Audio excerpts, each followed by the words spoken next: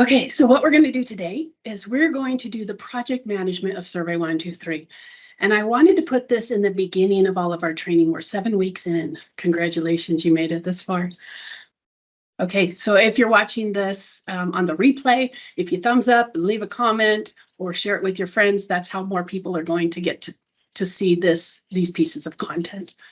Some of you have been asking, and some of you have been pinging me for some private sessions and things like that. I'm going to share with you after we do a little bit of this, some of the things that I've come up with for you for some special trainings if you're more advanced.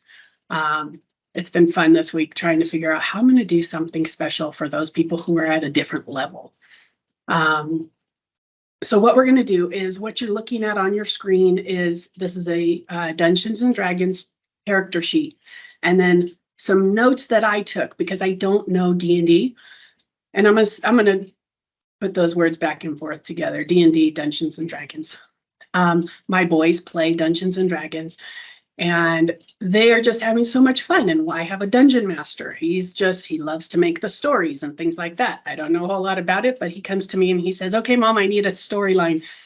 He goes, during the day, I need something weird that's going to happen, and I need to figure out something like lava. And I go, okay, how about we do meatballs are falling from the sky, and those meatballs turn into eyeballs in the lake, or something like that. That's all I know. He comes to me for choose your own adventure stuff, and he goes, I can work with that. And then he goes in his room and he figures out what that looks like.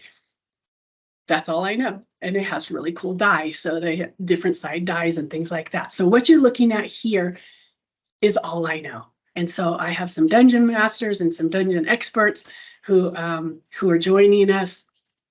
And so what we're going to do is I'm going to go through the back end first of how I go through this. Then I'm going to pull my dungeon master experts in and we're going to talk through because they're going to be my client.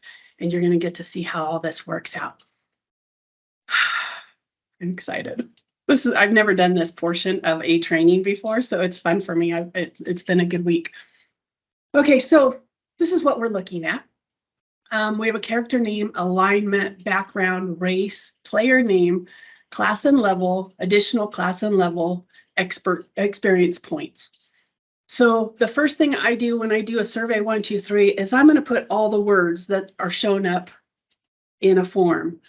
Just think of this is a form that you're going to get, an inspection form that somebody, paper version, a PDF that somebody is using. Your client is using this. I thought Dungeons and Dragons was so far outside my skill set that it would be fun because we can go through that same process and we can do fancy things with Survey123. I don't know how it's going to work out.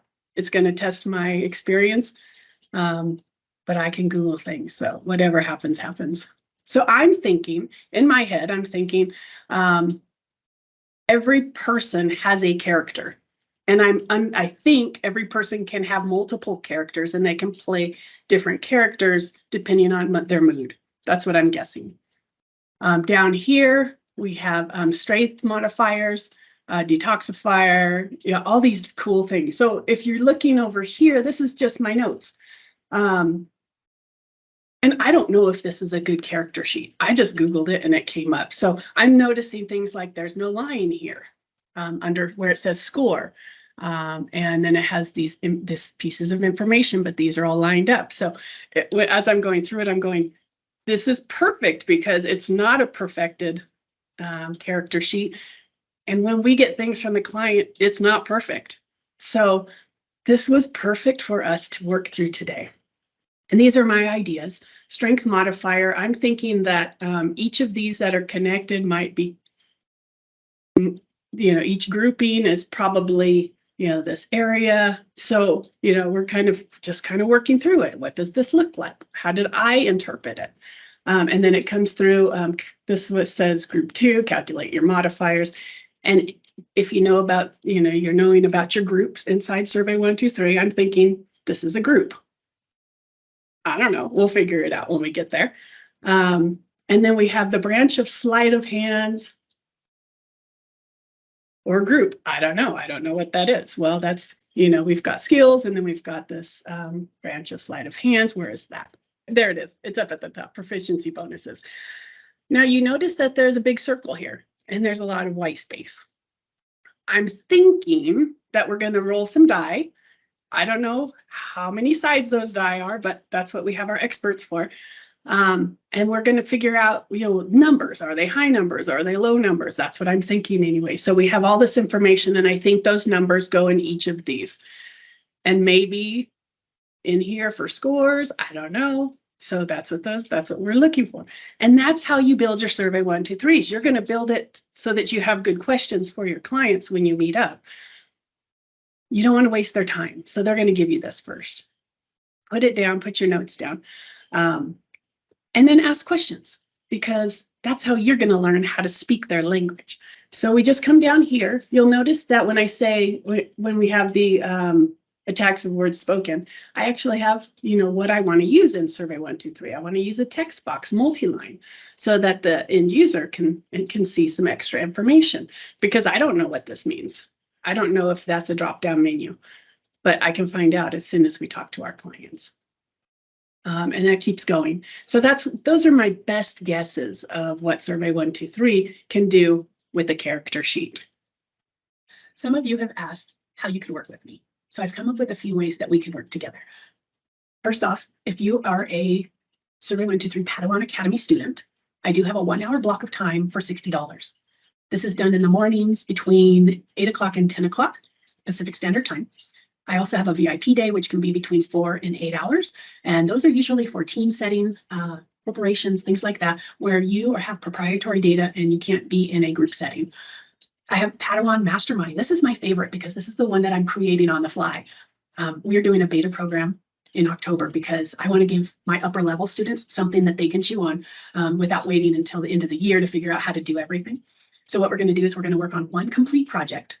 The way that this is going to flow is that I'm going to send you your introductory email. And in that email, it's going to have the Excel file for our homework. I'm going to give you a video that shows you exactly what to do. It's going to be easy. Then what I want to do is meet with you for 30-minute increments throughout the month.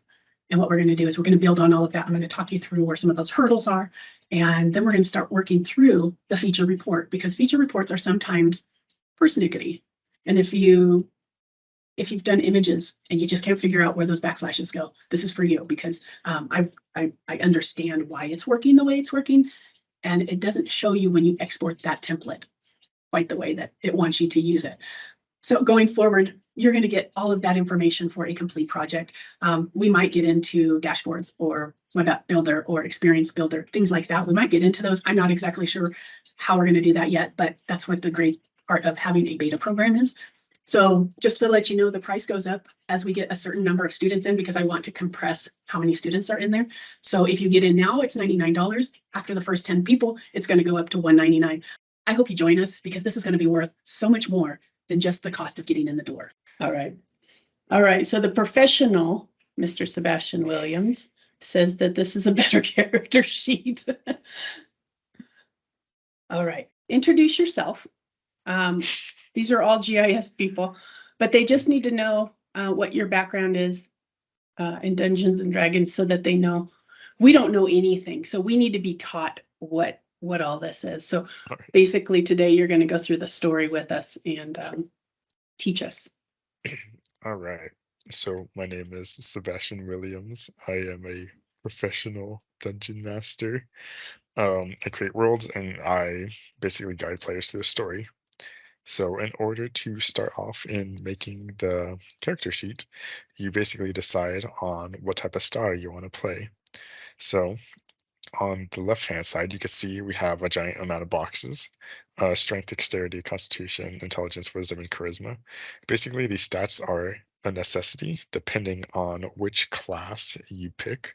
So if you want to pick a more hands-oriented character, you'll be using either strength or dexterity. If you're using a caster character that can use cool spells and stuff, you'll use either intelligence, wisdom, or charisma.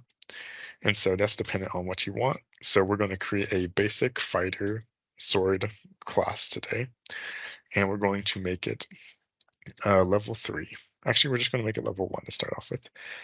So you start off with your name. It could be named Bebop or Bebop. whatever you like. Sounds great. Then it's just a really basic stuff at the top. Class and Okay. level, it'll be fighter, and then level Okay. 1. Fighter in level 1.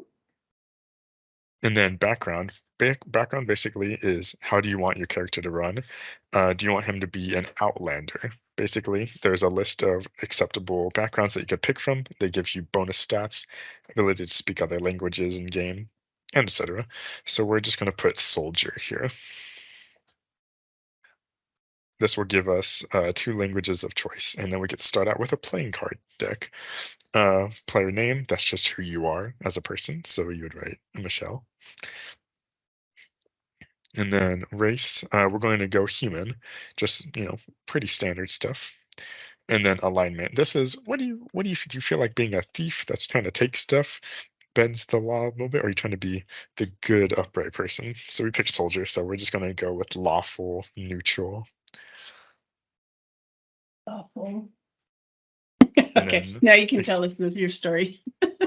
and so basically the top level portions is how you want to play rather than how you want your character to be, how good you want them to be at stuff. So this is like decision making rather than how good I am at decision making. And so then we'll move into the actual stat stuff. And so if you want to scroll down just a little bit, and in this giant box on the right hand side, keep all the way to the right, we're going to basically use this to figure out what we want everything to be. For this, put 6 8s in order. 1, 2, 3, 4, 5, 6. Put them vertically. Oh, okay. So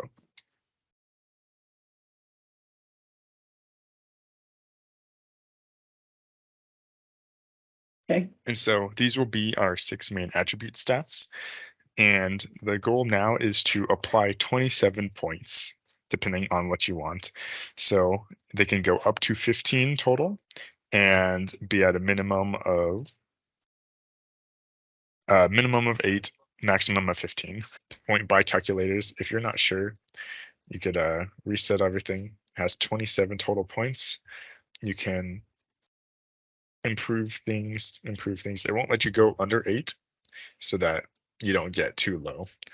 And then if you're not sure what you want, you click on human and it shows you what bonuses they get to everything. Makes it really easy. I'll distribute all my points. It'll let you know when you're going over something as well. I'm at 29 right now. I'll shut that down, added in my points. If I wanted to be a goblin, it would change. So I would get 2 to dexterity and 1 to constitution, and then it would upgrade my stats or decrease them. You take 6 8s, and you have a total of 27 points to distribute to them. Okay. And so now our second most needed is going to be constitution, because we want to stay in the fight longer. So you would also put that at 15. Okay. And so we're now down from 20. We've used up 18 points. So now we have to get a little bit back and forth with it. I want my character to be more strong with using a weapon. So I'm going to invest a good 2 or good up to if you put the second or the first 8 to 12. Okay. And then we're going to put wisdom at 12 as well. So that's our fourth 8. Okay. And then we're going to have, with the final 1 point that we have left, we're going to put charisma at 9. 9. So And then we have intelligence at a floating 8, because we don't want to be very intelligent. We just want to swing our sword and stuff. That's why we're a soldier. And so now here is the fun part, is that we picked human.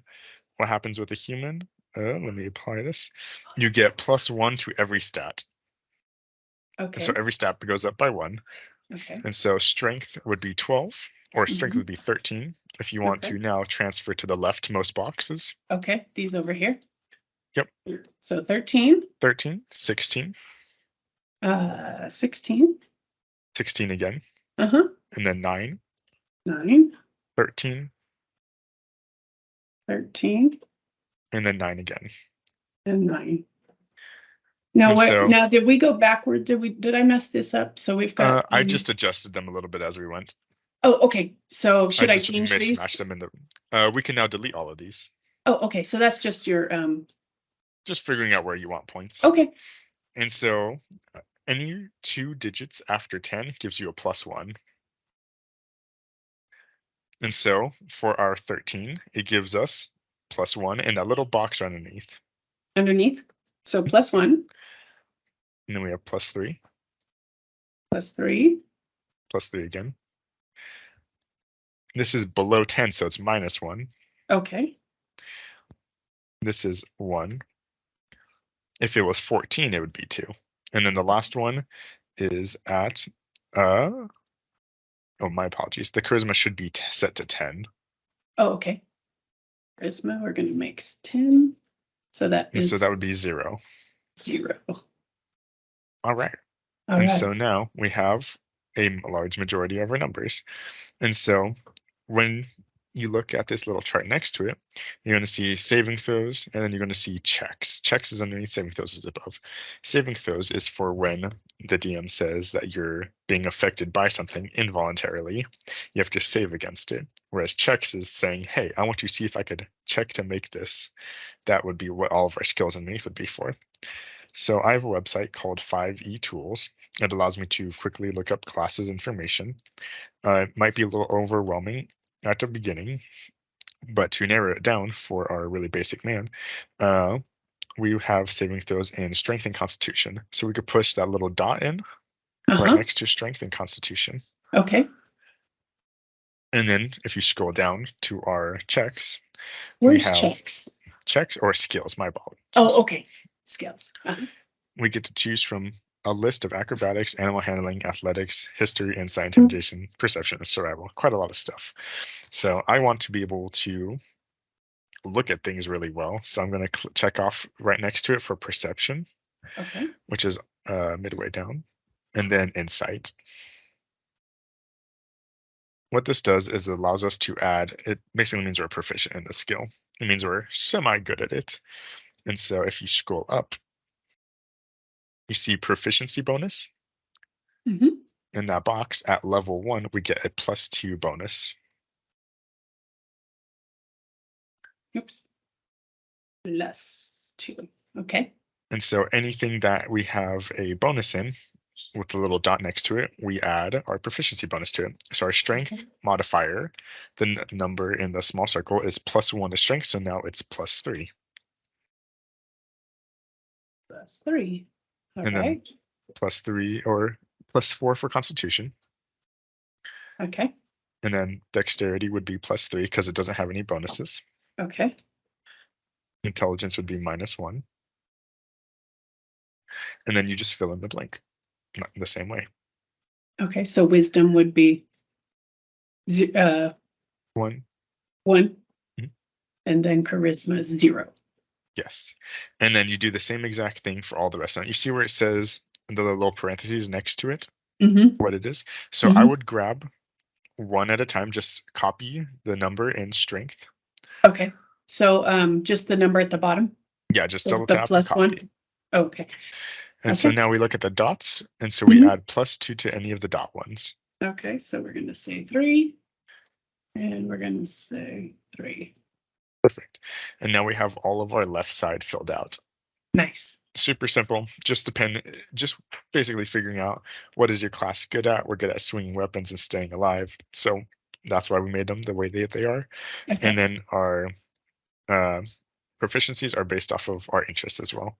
Okay. So for the following armor class, initiative, and speed, armor class is dependent on what armor you wear. I'm going to give us some very nice leather armor. So that's going to be a 13. Okay. And then we're going to add our dexterity up into it. And so the thing with leather armor is it only adds a modifier of up to +2 for your dexterity. So your armor class would only improve up to 15. Okay. Is that what do I do? Do I take this one and then add the So you add 2 3? to it from Add. dexterity up Okay. to a max of 2 for armor. It's a fun little thing written into if you ever look at a stat page for armor, it should tell you that. Okay. That's And then cool. for initiative, it's how fast do we get into a fight? So that would be +3 for our dexterity as well. Okay, so 3. And then for speed, that would be 30 feet. So that's how fast you can move in one round. Wow, that's awesome.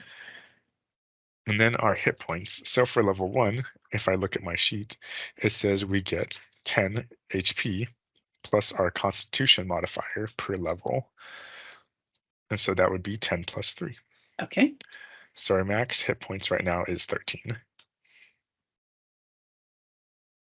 And then temporary HP is stuff that you get from like drinking cool things or just being healed. Okay. Hit die, when you're wounded in battle and you want to take a quick nap, you get hit die. You basically roll this dice, and it's how much HP you could heal back during that 30-minute rest in game. And so that we get 1d10. We get a 10-sided dice. Okay.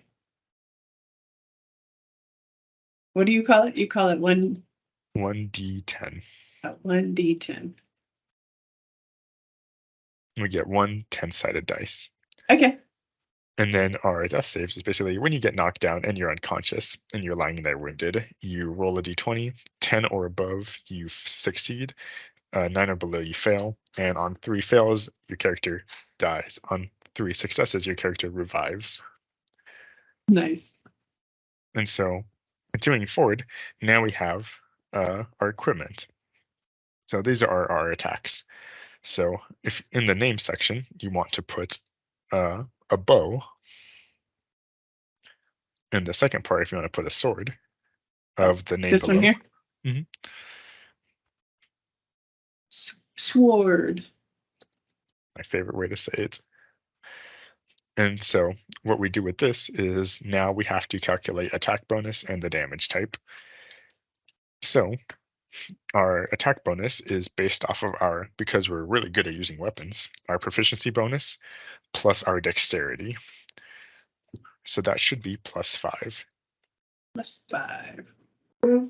And our sword, as a long sword, you don't pull that with by you being very swift and agile. So we use our strength modifier for that instead. So that would be +3. Oops. And so on the stat block for a bow, the damage type is 1d6. And then we add our dexterity to it, +3. +3. Because you're so good at pulling back the weapon that your agility amplifies the damage. Okay. And then for our sword, we want to do the same thing with strength, but it's 1d8 1d8. because swords hurt. +1 +1. for strength. Oh, strength. So now we have all of that. And so then on the very far right side, it says personality traits, ideals, bonds, flaws. These are basically what makes your character up, how you act, what you believe in, everything that's good and bad about yourself. We love thinking about that. But then if we scroll down a little bit Mm-hmm. to that giant box, Mm-hmm. now we can start talking about our features and traits. This is what makes your character a character. And so your class as a fighter at level 1 gets a fighting style. We're good at swords, but we want to be even better at bows. And so we take something called archery fighting style. So if you want to just type archery, and so this gives us a +2 to attack bonus. 2 and then ATK bonus, where that works Bonus. perfectly fine too. Bonus. Like that. And so if you look in your attacks section to the left box right there, Mm-hmm. you'll notice next to bow is attack bonus set column, Where am I looking? uh, where it says bow and sword. Oh, okay. Uh-huh. So you get a +2 attack bonus for ranged weapons. So bow is a ranged weapon, so you go from +5 to +7. And so every time you want to attack something, you roll a d20 and then you add 7 to it. And so that's how capable you are of hitting your target. And so let me talk about armor class then. Okay. Armor class is how high a number you have to hit or exceed in order to be hit by something. So if I have your armor class of 15, and someone rolls a d20 and adds their bonus to it, and it hits 15, I then take damage. If it's 14 or below, the attack misses. Okay. So by adding +2 to your attack bonus for archery, it means that when you're using a bow, you have a higher chance to hit them because you roll a d20, add 7 to it. So if you roll a 8 on the d20, your attack roll is now 15, which will hit your armor class or your enemies, depending on who you target. And so that is the first portion of our fighting style. And Mhm. then we get something called second wind. And so that will be the second thing you write in that column. So we're going to get into bonus actions later, but you'd write bonus action or Mhm. BA. Okay. I like the A. So you use your bonus action on your turn to regain. So you type regain HP or health points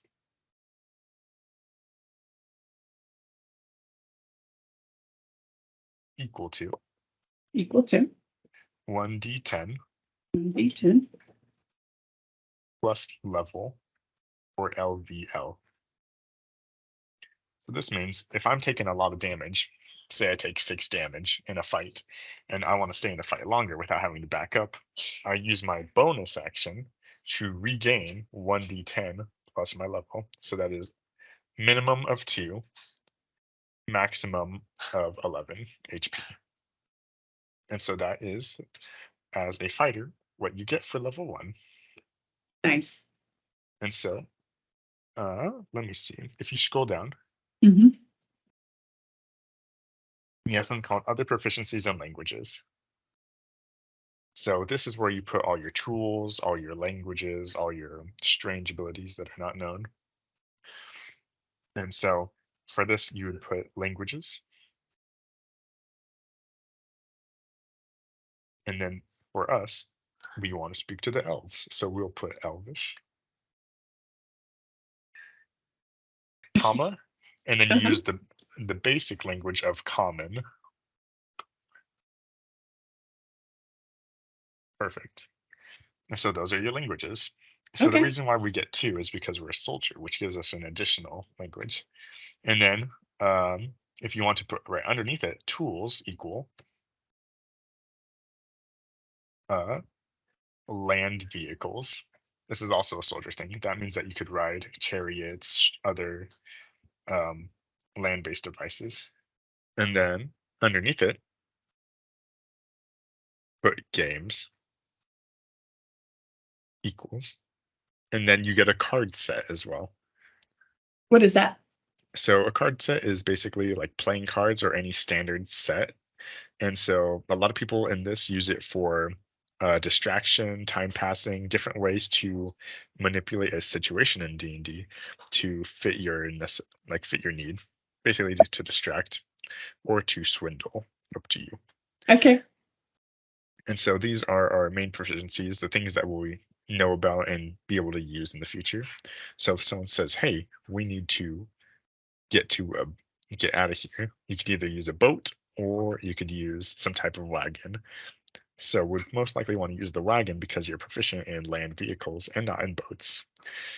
And so that's the fun part about proficiencies. And then if you get into the next right box, it says equipment. This is just extra stuff that you'll have, like a backpack or a crowbar or candles, anything that you really like. People get creative with this. And then where it says CP, SP, EP, GP, and PP, that's those are copper pieces, silver pieces, this special thing called Electrum, which is used to buy magic items, gold pieces, and platinum pieces. These are the currencies. Pretty standard stuff. And then if you scroll down, we've pretty much summed up the character making process. This is where you start getting into the real definitive stuff, what you look like, your alliances, if you have any hidden treasures. But we'll save this for another time. How many types of characters do they have? Because we're a soldier, Mhm. but how many types are we looking at? So if you want to, right next to where it says character name for Uh-huh. Bebop, if you just type in 5e tools, and then you'll find it's the first page. It just looks like a giant 5e encased in blue. This has everything you need from races, classes, features, options, items, Mhm. adventures, things for the dungeon master.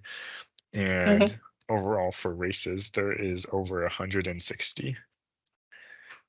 For backgrounds, there is probably at least 78 to 100. And then besides that, for classes, there is 12 main classes. And Okay. each of them has different features from level 1 to level 20. Wow. Okay. But it's This very might nicely be, outlined here. well, I'll have to dig into that because if we're building this as a Survey123, I told them, I said, I'm going totally outside my skill set here. So this is 5e tools. It has something called races. Basically, it's a long list of stuff, and this explains like you get, if you pick a certain one, you get more wisdom and more strength. And some of them have abilities, like some of them can shoot fire. And so then we go to classes. This is where we talked about, scroll down, wherever it is, to fighter. It shows you what you get per level. So for us, we got a fighting style of archery and then second wind.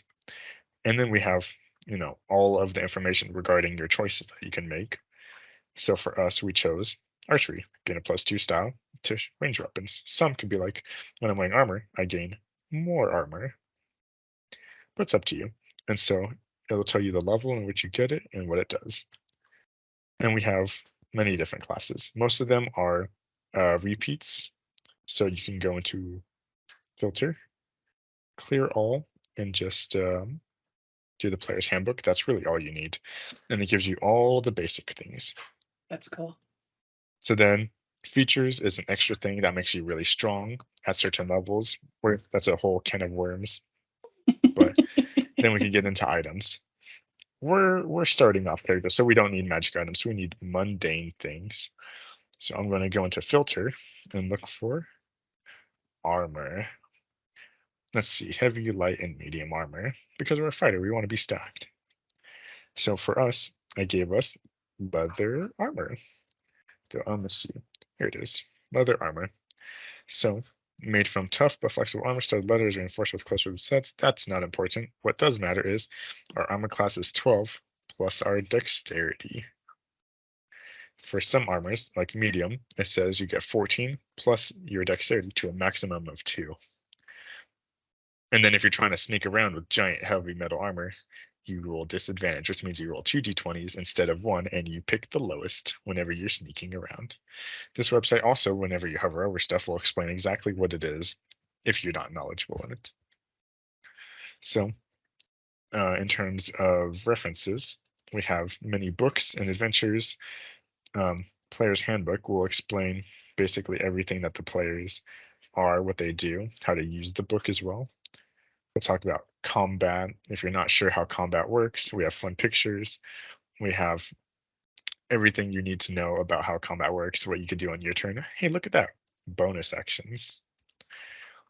And then when we actually start to get into the fun, we have adventures.